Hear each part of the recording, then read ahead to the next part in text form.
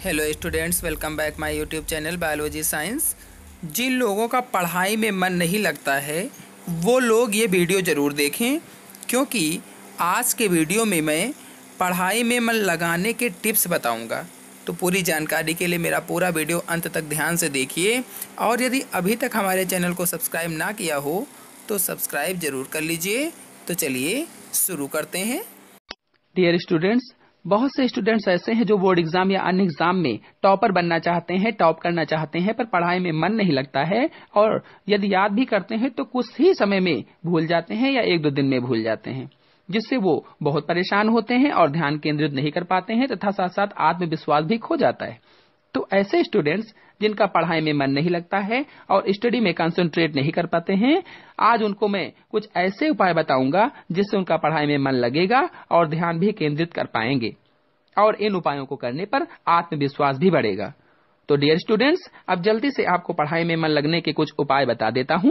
पहला उपाय, सबसे पहले स्टूडेंट्स पढ़ने की वजह बनाएं। पढ़ने की वजह क्या है, मतलब क्यों पढ़ रहे हैं, क्या करने के लिए पढ़ रहे हैं, क्या करना चाहते हैं, क्या बनना चाहते हैं। जब तक उद्देश्य नहीं होगा तब तक पढ़ाई नहीं हो पाएगी। अपना एम जरूर बनाएं।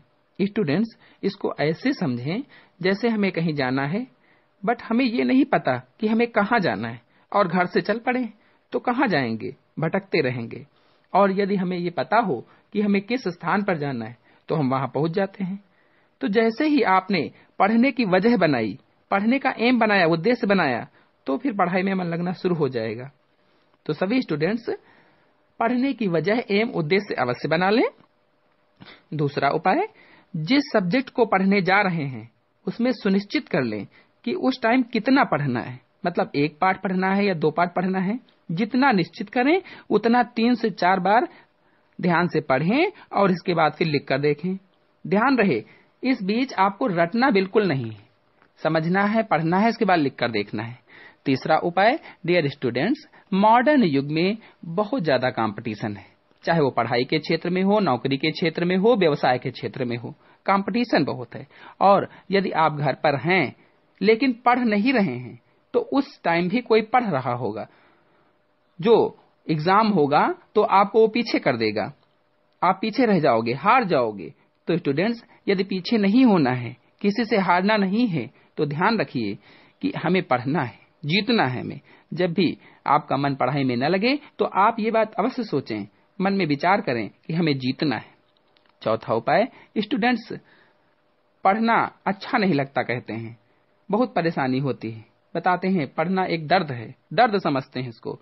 तो स्टूडेंट्स, जिस तरह अनपढ़ लोग हाथ पैर डंडे से लड़ाई करते हैं, उसी तरह पढ़े लिखे लोग कलम से लड़ाई करते हैं, पेन से लड़ाई करते हैं, कंपटीशन से लड़ाई करते हैं।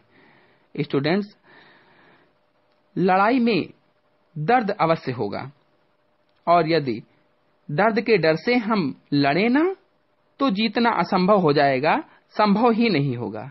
स्टूडेंट्स, जीतने के लिए लड़ना जरूरी है, क्योंकि नो पेन नो गेन। यदि दर्द नहीं होगा तो कुछ नहीं मिलेगा।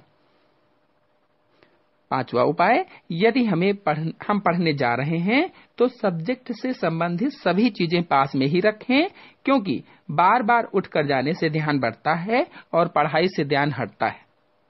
छठवां, घर के सभी काम पढ़ाई से पहले ही खत्म कर लें, तो ही पढ़ने बैठें, वरना बीच बीच में डिस्टर्ब होने से पढ़ाई से मन हटेगा और मन नहीं लगेगा।